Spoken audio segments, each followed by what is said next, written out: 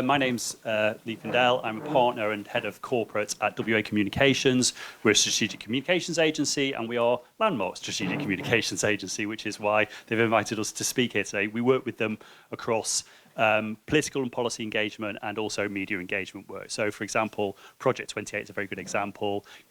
We worked with them in terms of engaging the government early on in terms of the process and what potential reforms could be, and then supported in terms of telling everyone else about the project, getting pieces, getting media coverage for it going forward.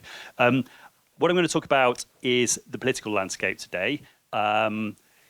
And as has been pointed out, it is the day after a budget, so I'm going to sort of make a few points about the budget, but broadly from a kind of political point of view. If you ask me anything really technical about a tax change, I'm going to look at you slightly blankly, not least because most of the Treasury will probably look at you slightly blankly at the moment as well on that one. So we will endeavour to do so moving forward. Okay, yeah, so this is me. So I'm going to cover the current political landscape, what's going on in the home buying and selling world, in terms of where is sort of government policy moving to and what's the kind of the vision for it. The implications from the budget, like I said, I'm going to try and stick to the kind of political side of things, and then what to look out for in the year ahead. As was said, the last time we spoke was on the eve of a general election. I didn't do it, but I'm sure we confidently said that Labour were going to get elected by a landslide, which they did do. We weren't going to confidently say that about 18 months later, everything will have turned to nonsense, but that's what has happened. So basically,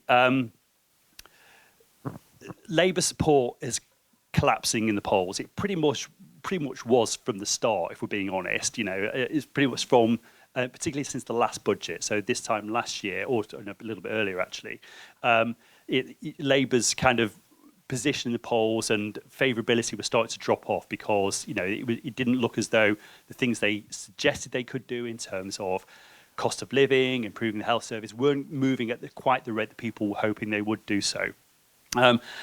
And we've basically got a situation where the Prime Minister and the Chancellor are deeply unpopular. I mean, let's not beat around the bush here. I think their poll ratings are the lowest ever. So you're talking about deep unhappiness throughout the country on that, and it is due to ultimately it's down to what is an ongoing difficult economic situation, which they haven't been able to address properly, despite their protestations to the contrary, and people look at it and don't think it's going to get better. Because of that, we've got a kind of slightly unusual position developing politically, in that we've sort of developed as a kind of a multi-party system. Now, if you know anything about the way elections work here in this country, it can't really cope with more than two parties, right? It can't, fundamentally, it's, you can probably get away with three at a push. But as soon as you get into kind of realms of having 4 or 5 major parties or parties that have considerable amount of support, it starts to get very, very difficult to manage because the system doesn't really crunch into that very well. And what you've got in the situation at the moment is effectively Reform who've come from nowhere to basically lead most of the polls, but not by huge amounts. We're not talking like 20% leads on these things. They're relatively small, 4 to 5% leads, and in some polls they're all pretty even. So in some polls you get in a situation whereby all five major parties are pretty much on a level pegging with each other. And for Labour, it's been squeezed both left and right from populist parties. So from the right, obviously from Reform, and from the left from a sort of resurgent Green Party, under the slightly weird Zach Polanski. And because of that, it's seen its votes squeezed on either side, and it's basically trying to work out how to pivot in order to kind of keep its votes or get its votes back, sort of thing. So that's why you start to see sort of weird decisions or choices in budgets and in policies and things like that moving forward. On top of that, of course, that we have the nationalist parties in both Scotland and Wales are also resurgent. So you get a situation whereby they're also facing kind of the Plaid Cymru in Wales and the Scottish Nationalist Party in Scotland, who are also riding high in the polls and benefiting from the discontent with Labour. I'm sure if Rachel Reeves was stood here, she would say that, they've been impacted by global headwinds, unrest, Trump's election, tariffs, war in Ukraine, war in the Middle East, all things that kind of do impact on our economy, and understandably so.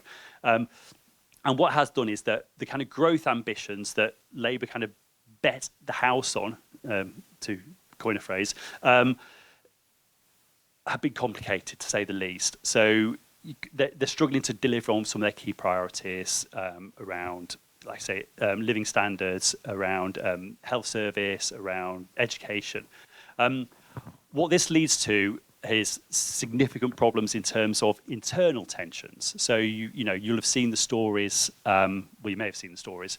Depends how much time you spend gazing at the political columns in newspapers. But seeing the stories around the potential leadership challenge from Wes Streeting, who's the current health secretary. And Number 10 were briefing that they were going to stand up against that and things like that. So what you've got is a situation whereby you have a prime minister supposedly supposedly running the country, sort of facing inwards a little bit into his own party to work out how strong his own position is. And all of this is kind of overshadowing this sort of their mission for delivery. It is also worth pointing out, of course, that they didn't really have a programme when they came into government, and I think that's starting to become very, very evident. Everyone kind of thought, oh well, at least someone somewhere is obviously doing some thinking, but someone somewhere was not doing any thinking by the looks of things. So they didn't really have a kind of they didn't have a proper programme beyond sort of saying, oh, I think we'll do an industrial strategy, and I think we'll do something with schools, and I think we'll do a bit of this, and we'll try and do something with the economy, and we'll try and go for growth in infrastructure, but no one really knew how they were going to do it. So what you've got is a whole situation of a whole series of kind of commissions been set up, and it took ages in some cases to even come up with some of the plans, and they didn't really sort of stitch together into any kind of vision, and they still don't, which again is causing problems because people don't really know what Labour stands for. So even when there is progress, so NHS waiting lists have come down. There's absolutely no doubt about it. The kind of problems that the Conservatives were facing going into the general election in that area have definitely dissipated. In terms of that it being the number one issue for people, it's gone right down the list because of that. But that lack of a clear narrative has left them in a bit of a problem. So basically, the government's in a lot of problems, in a lot of trouble, and which is pretty surprising when you've got a massive majority that they have, and we're only, less than 18 months on from the general election. When I did say they didn't have really much of a vision, they do like building houses, or they like the idea of building houses. They're not quite sure how to do it, and they're not quite sure whether the things they want to do are actually going to work on that, but they like the idea of it. And they've tied a lot of their kind of growth ambitions to delivering 1.5 million new homes, which is quite the challenge. But that's what they've said. And I think their plan hinges on a couple of sort of wave of planning reforms. Now, you'll have all heard of the Planning and Infrastructure Bill, which is just about to go into law. I mean, it's taken a year and a day to get there, but I think the last kind of amendment, which was batting back between the House of Lords and House of Commons, has been agreed, and it should within the next week or so should pass into law, which will overhaul planning reforms in terms of effectively trying to make it easier to get planning permission, get it easier to kind of to deliver on the kind of planning, delivering on housing or other infrastructure. They've also overhauled the National Planning Policy Framework, and they've also set up something called the New Towns Programme. You've probably heard about that. I think it's 13 potential new towns have been identified. No, 12, sorry, with 3 kind of being pointed out as ones that we will move on to very early. Of course, you'll probably all already know this, that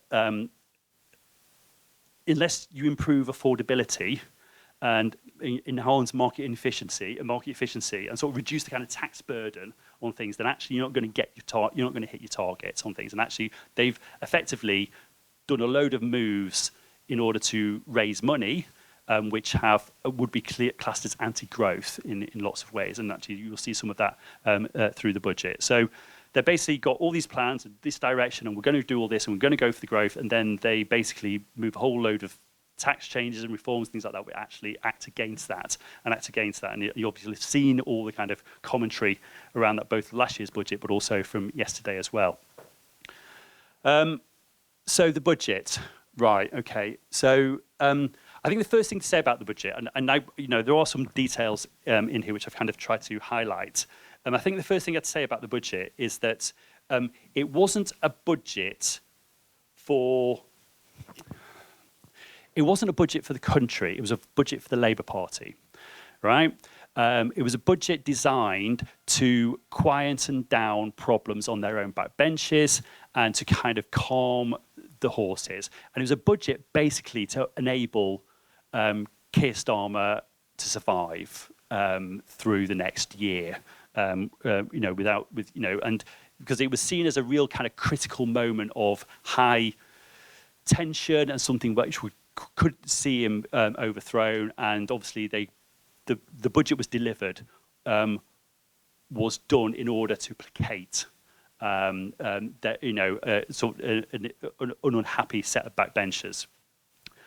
There was loads of things thrown at the wall in the run-up to it.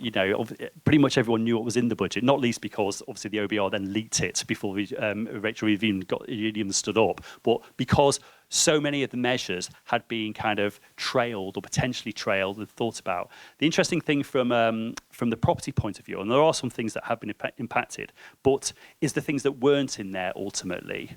So the so-called mansion tax, which they've obviously coined as the council tax surcharge, is for properties over 2 million. Originally, they were talking about properties over 1 million.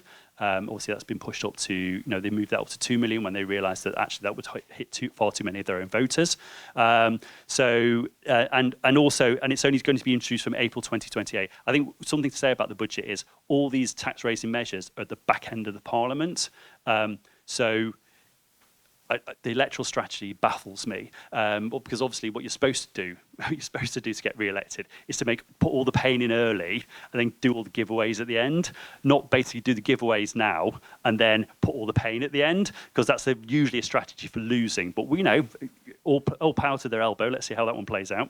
But the things that didn't happen, so obviously it's plus 2 million, and then obviously, which is, I think it's £2,500 for those are 2 million to 2.5 million. It sort of goes up in stages, up to over 5 million property. For privacies, it's an annual charge of £7,500. Landmark's own numbers on the AVM numbers showed this. It basically affects 159,000 properties between 2 million and 5 million, 15,000 properties over 5 million. So it's not huge amounts, and it's interesting to say that if they'd have done the things they were talking about in terms of council tax bans, particularly in the FGH territory, where they're talking about changing the bans around there, that's 2.5 million homes that would have been affected by that. So you can see what they looked over. I'm sure they looked over the brink and went, "Oh, that's a bit difficult," and walked backwards from it. And I think the key thing about if you think about council tax, obviously it's a mess. Right, it was set in 1991 from prices then, hasn't been moved since then, sort of thing. So, obviously in what the 35 years since then, funnily enough, some houses have gone up in value and some have gone down in value, but you obviously wouldn't know that from the council tax bans. So it really does need reform. It fundamentally needs reform. But the last person who tried to reform property tax was Margaret Thatcher, and she was out of office within 6 months of trying to do it. So it's the sort of thing you don't do if you feel as though you're quite weak politically. And obviously they decided to walk backwards from that. In terms of stamp duty, there's a technical change around, which I don't really understand, but it's a technical change around stamp duty being charged through property transfers through local government schemes. You probably understand that better than I do, but basically, it should help smooth some of the kind of transaction stuff through pension schemes there. But that's the only change on stamp duty. Although they have said that they're going to look at stamp duty in the round in terms of what that could do into the roof. Whenever they worry about something, don't think they're going to get away with it, they basically do a review into it and push it down the line a little bit further, which is what they've done with this. So that review will be underway, or it should be underway very soon anyway. As we said, talk about the planning and infrastructure. They're saying that the NPPF should raise annual house planning by 30% by 2029 to 2030. Obviously, this is quite theoretical to a large extent because it actually requires people to actually say, yeah, I'll start building homes, which is, again, you look at the tax side of things, it's not always, they've not exactly set it up well to do that. There's going to be a 1.3 billion National Housing Delivery Fund, which will be devolved to major city regions. I think one of the other important things to say that has happened and will continue to happen is that there's broadly been a consensus across both Labour and the Conservatives, as the two governments, although whether that will continue moving forward if we get into a different scenario, that they will devolve more and more powers to directly elected mayors, to combined authorities, strategic authorities, and that is reflected in this house building stuff. So the more they sort of, in terms of housing, in terms of skills, in terms of employment, jobs, and things like that, there's a lot more powers being devolved down, and that will, and has been under both governments and is most likely to continue.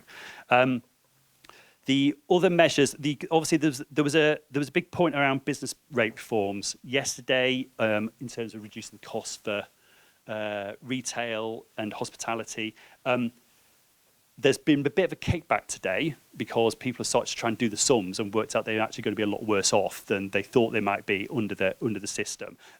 We'll have to see how that plays out because they started talking about multiplier rates, but again, we don't really know what that's going to look like moving forward. And then they've obviously, in terms of rental income, they've added 2 points to the income tax schedule on that. So so if you're a landlord, you're going to be paying more tax on your rental income.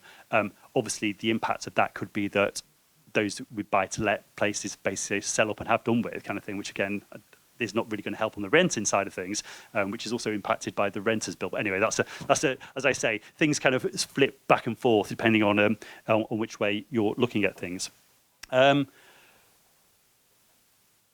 So, bearing all that in mind, and that's where the politics is, and that's where the economy is in terms of the budget. So, what are we going to be looking out for over the next year? I've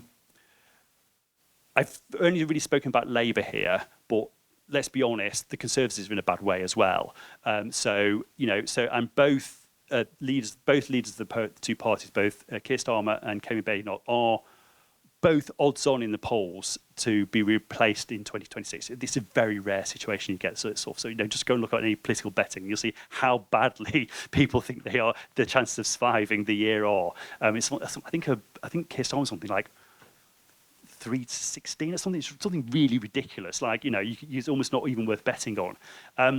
There are two critical points of jeopardy in the calendar. Now, everyone did talk about, the budget's a real point of jeopardy, but it really wasn't, because there's no real space for manoeuvre for MPs to kind of shift their leader in this sort of window. The big issue is going to start really around the May elections. Now, next year, there's a whole sweep of elections. There's loads of them, right? So they're effectively the midterms. London will go out. It's all out. So all councils in London will have 100% all their seats will be up for election. All urban centres, so classic kind of city councils and things like that, also going to be up for election in England.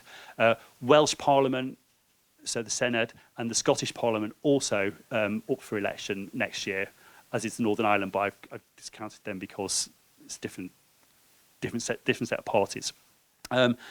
It is outside of a general election, it's the biggest set of elections, and Labour, because of the cycle, have got a lot of seats to lose, but also so the Conservatives.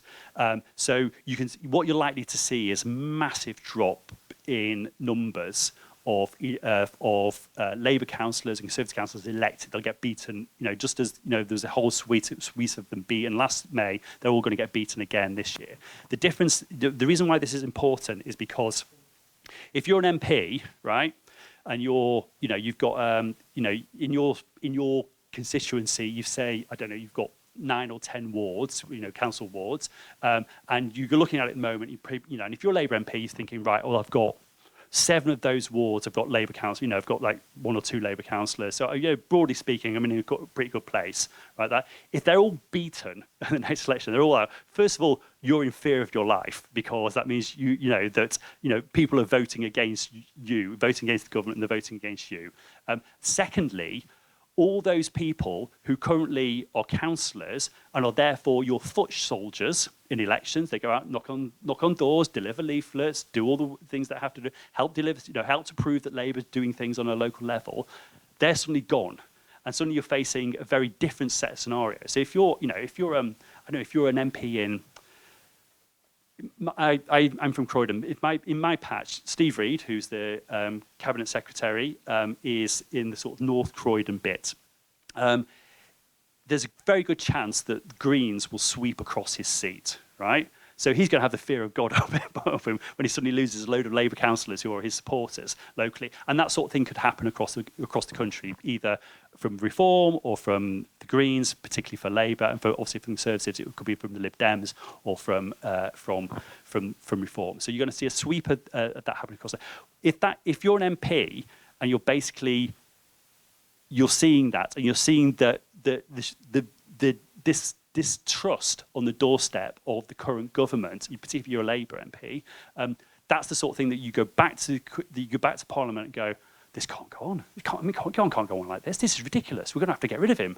And that's why I say this. Why that's the highest point of jeopardy, because that's the point where basically where the reality of policies hits the reality of voting, and there's nothing more that will freak out or spook an MP than the fact that they might lose their seat in the next election, and so that's the scenario that both leaders will face. And of course, what you can end up with is a kind of a summer of kind of rumblings and potential coups and threats and plots and things like that, which will then lead to the party conference season, which is the kind of end of September, October time. So that window is when you'll potentially see either changes or attempts to change the leadership. I think they'll probably likely to happen. I think it's very unlikely that there won't be at least attempts to change the leaders of both parties at that point. If they're going to survive, particularly if Keir Starmer's going to survive, the economy has to get better. Unfortunately, the budget yesterday suggests the economy is not going to get better next year. And when I say it needs to get better, well, GDP growth should be above trend. It's unlikely to be so. I mean, the OBR made it very clear that's not likely to happen. Inflation has to be get down in the target range. Well, inflation's down a little bit, but it's not really anywhere near the target range that the government have set. Living standards will improve. That is very unlikely.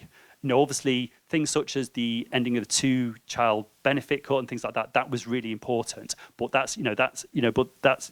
sort of stuff isn't going to impact most families. Most families will just see the fact that fiscal drag is going to make it's going to basically mean they're paying higher taxes and things aren't actually going to get better for them. And also, business confidence. They have to be confident to invest, and of course, you all know what that's like at the moment. There's not much confidence in there, and there's not much willingness to invest at all. So all those factors that they need to see, that Keir Starmer and Rachel Reeves need to see happen in order to kind of survive and kind of limp on, are unlikely to happen over the next year. Anyway, very quickly on the sector, because I'm very conscious that I'm running way over time now, planning reforms will flow once passed into law. Like I say, it passed into law by the end of this year. The initial movement on recommendations on the new towns task force, I think Tempsford, which I think is Bedfordshire, is that right? Cruise Hill, which is Enfield, I know that, and Leeds South Bank, they're the initial places for the new towns. And there's also, and the other thing to watch out for, we're obviously talking about the Landmark Connect and the Project 28 stuff. The smart data strategy is due to be published at the end of Q1 this year, which means it'll probably be more like October, but it's supposed to be the end of Q1 next year, which does include will include pilots on use of smart data, and home buying and selling is one of those. So that's why the work we've been doing on Project 28 with Landmark is so important, because it's about showing how industry can work together to make that happen. I've overrun. I'm sorry about that.